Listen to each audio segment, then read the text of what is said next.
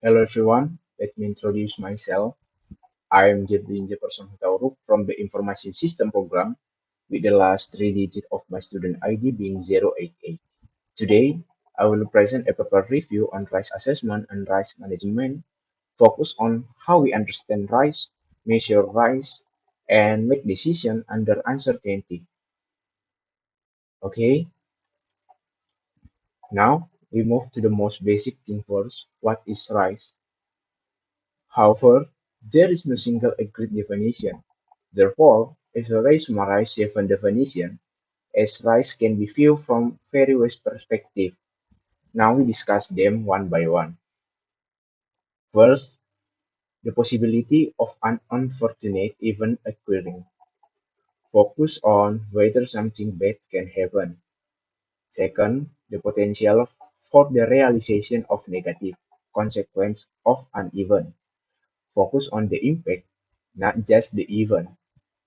Third, exposure to an uncertain proposition. Focus on outcomes are not certain. Fourth, the consequence of an activity along with its uncertainties.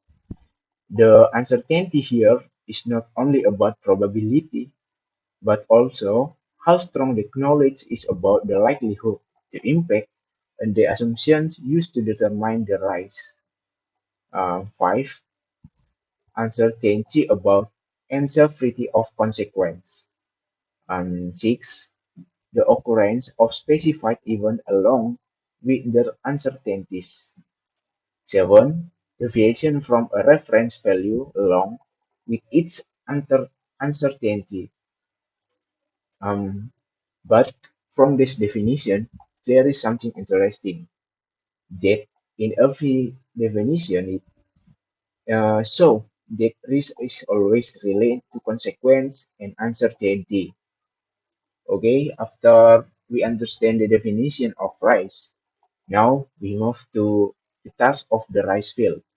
Um, Here, there are two main tasks in the rice field. The first is specific application. This is the use of rice assessment in real practice. This means we directly analyze rice in specific case.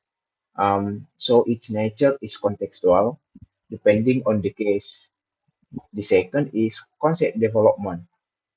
If the first is about real practice, the second task is more about the theoretical foundation. Here it involves defining what risk is, developing uncertainty frameworks, and building methods that can be used across different domains. So its nature is universal, not limited to one case. Next, in the lower section, is how to build a risk-based decision-making model. Um, the process starts from identifying evidence, then becomes a knowledge base, which is analyzed knowledge, then move to risk evaluation, assessing the risk, and finally making a decision. Okay, now we will move to how to measure risk. The first metric, risk is calculated based on the likelihood of an event occurring and how large the impact is. The second metric, which is triplet SA, PA, and CA developed by Kaplan and Gehry. Instead of one value, we consider multiple possible scenarios. So, for each possibility, we will determine first, SA is what can happen. Second, PA is then how large the probability is. And the last, CA, is what the impact is if it happens. The last metric is triplet C prime, Q, and key developed by Alban. C prime is the consequence that we analyze. Q is the measure of uncertainty or probability, and the most interesting part is K, or what is commonly called strength of knowledge. which is the knowledge base used to determine C prime and Q. For example, someone states that the probability is 0.5 based on expert data over 10 years that has been validated compared to someone who states that the probability is zero point 0.5 without having knowledge or basis or only based on assumption. Okay, after we understanding how to measure risk, we also need to consider uncertainty. Not all uncertainty is the same, but here Alvin divides it into two types, and each requires a different approach. The first is aleatory uncertainty, which comes from natural randomness and cannot be predicted, even with more data. For example, in a coin toss, we can know the result in advance. The same goes for traffic accident. We may know how often they happen, but not exactly when. Um, the approach used to express this uncertainty uses the formula P of A equals the limit as n approaches infinity of n sub A over n. The probability of an event is the ratio between the number of occurrence of that event and the total number of child when the number of child is very large. The second is epistemic uncertainty. This is uncertainty due to lack of knowledge. This can occur due to lack of data, lack of research, or lack of understanding.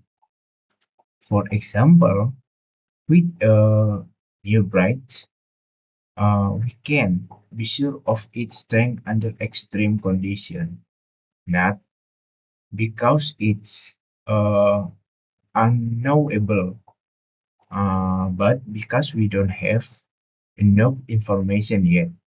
Therefore, there are several approaches used to express this uncertainty, which we will discuss in the next slide. Okay, the first is subjective probability Bayesian. This approach uses probability value, but not like conventional statistics. The value is not based on frequency, but on how confident an expert is that an event will occur based on the knowledge they currently have.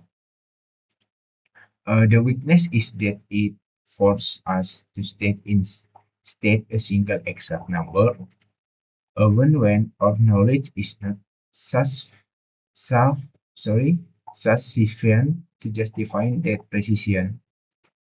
Next is interval probability. This is a response to that limitation. If we cannot specify one exact number, then we express a range, not zero point 0.3, but between zero point 0.1 and zero point 0.5. It is more honest because it acknowledges that our knowledge is not strong enough to determine a single value. The third is possibility theory. This approach focuses on how possible an event is. It is useful when historical data is not available at all. The fourth is evidence theory or Dempster-Shaver.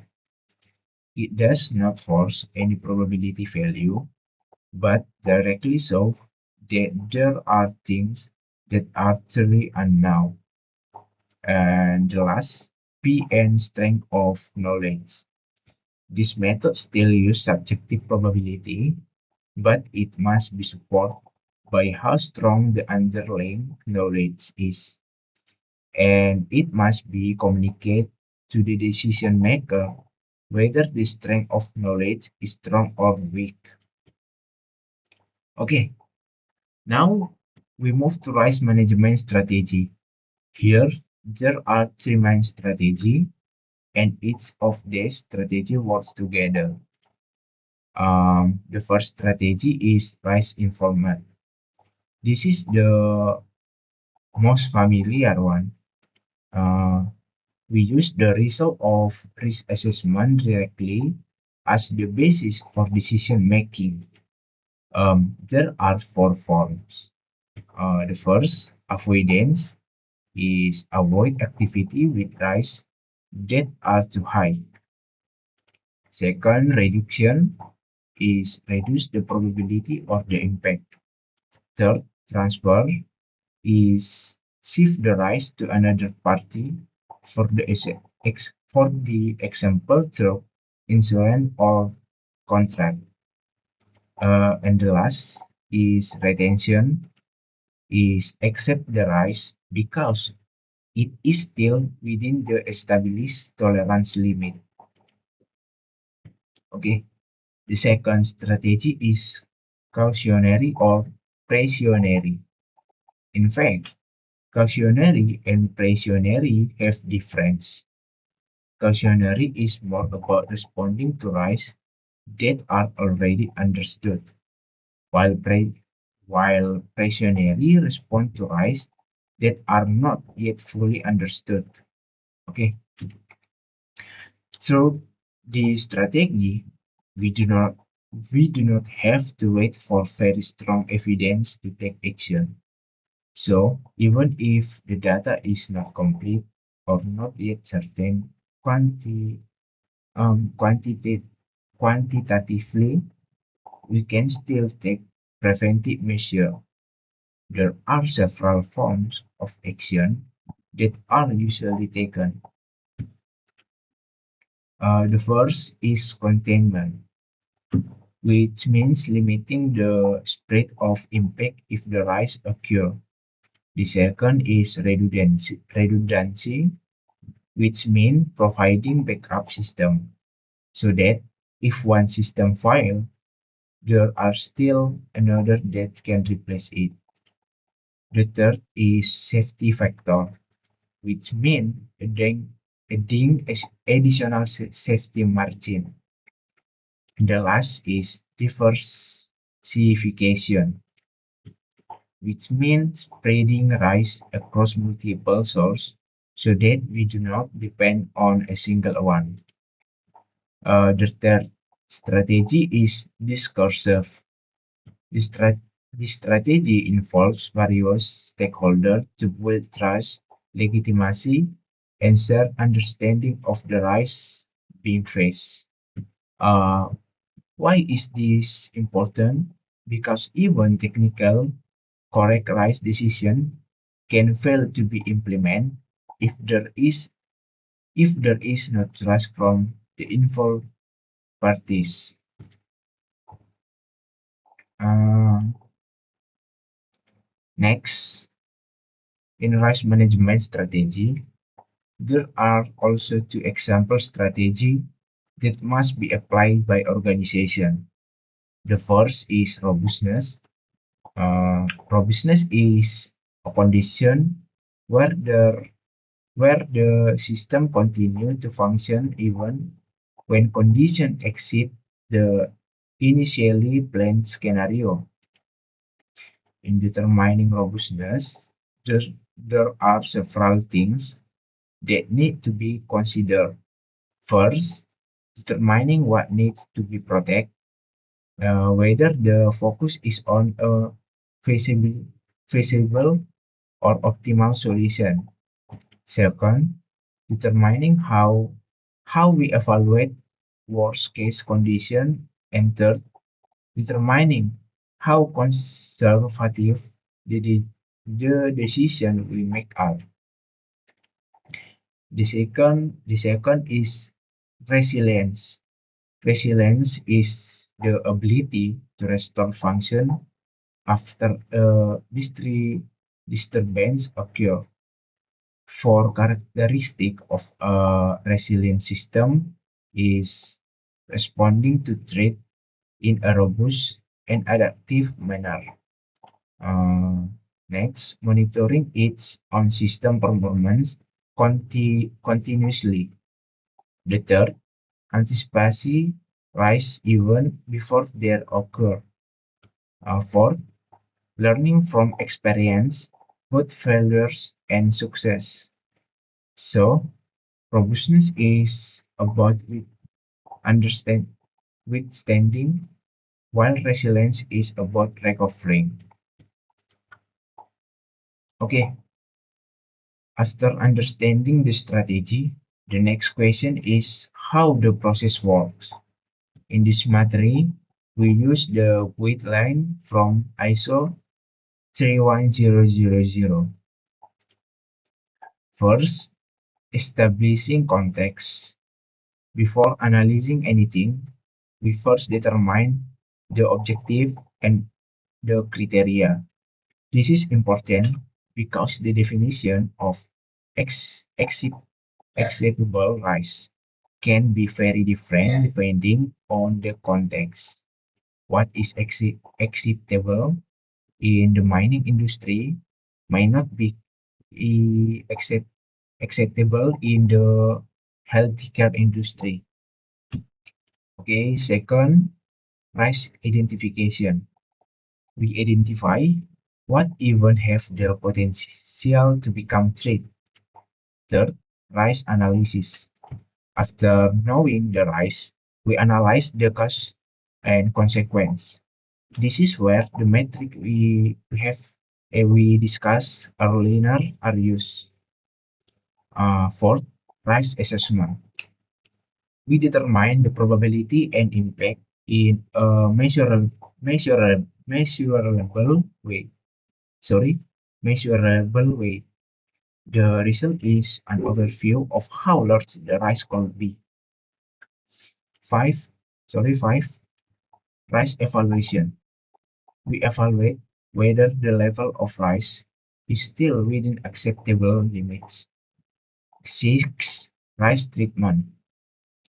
We determine what action will be taken, and this is where the three strategy we discussed earlier come in, uh, whether we avoid, reduce, transfer, accept, or apply precautionary principles. After we are able to identify and measure risk, one question arises: what if the uncertainty is very high? Again, what if the uncertainty is very high? And here, there are conditions where the model cannot be relied upon.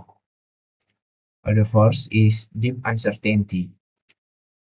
This is a condition where we do not know the parameter value. We are not sure whether the model is valid, and even the basis for understanding the problem is not yet clear. Here, I will divide this level of ignorance into three. First, know and know. We know that there are things we do not know. Second, unknown. Uh, this is we do not know that there are things we do not know. The last, unknown problem space. We do not we do not even know that the problem exists. Um, then how to deal with it? There is there is an approach called adaptive analysis. The cycle starts from taking action based on broad consideration, monitoring the effect, and then adjusting. The cycle continues repeatedly because a final decision cannot be made at the beginning before we understand the underlying basis. Okay. Second is black swan. There are three characteristics: very rare and outside normal expectation, extremely large impact, and after it occurs, everyone feels that it should have been predictable. Now, look at the flow below, where there are conditions ranging from measurable to those that cannot be predicted. starting from measurable rise. Um, and the next, substance data probability can be determined well, um, and then moving to epistemic uncertainty, condition limited data, the model exists, but the knowledge is low. Then deep uncertainty, the model is no longer certain, and even the concept is unclear. And at the far right, black swan is completely outside the prediction of any model. The next material is how to determine which rise are still acceptable. In determining rise limits, there are usually two common problems. The first problem, the criteria are defined by industry, not authority. Companies tend to assess rise from their own perspective, not the overall impact. So, sometimes the standards that become more lenient. Therefore, rise criteria should be defined by authority, not by the industry itself. Um, the second problem is the criteria are based only on probability without considering the strength of knowledge. This relates to the point we discussed earlier. The probability value can be very different depending on how strong the underlying knowledge is. However, in practice, rise acceptance criteria usually only compare the number without considering the knowledge behind them. Now, one framework that can be used to determine rise limits is allowed or as low as reasonably practicable.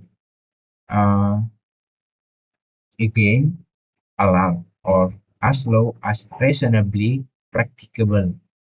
Uh, the concept divides rise into the three zones.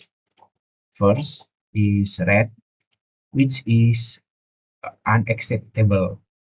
The rise is too high to be accepted under any condition, except in truly extraordinary situation.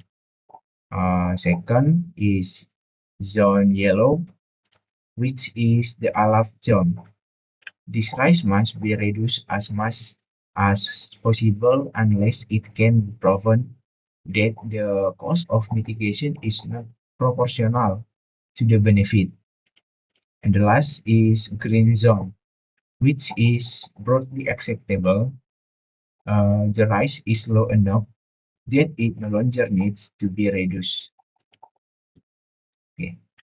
Next, we will discuss the challenges faced in the field of risk management. First, emerging, emerging risk and system dynamic. These are risks that arise from events that have never occurred before, with no historical data and no valid model to predict them.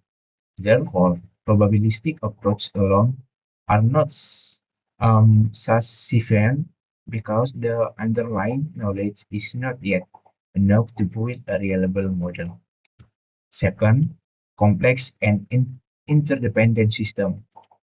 Modern systems such as power grid, the internet, and transportation are all interconnected and interdependent. When one fails, the effect can spread to other systems in an unpredictable way. And the third, security application. In the context of security, risk does not only come from the probability of event, but also from intentional human action, which are influenced by the intention and capability of the actor. Fourth, multi-stakeholder social decision making. Risk decisions do not involve only one party, but many stakeholders with different interests. Therefore, communication must be clear and open. Without trust, even technically correct decisions can fail to be implemented. Thank you for your attention. Sorry if there were any mistakes in my presentation.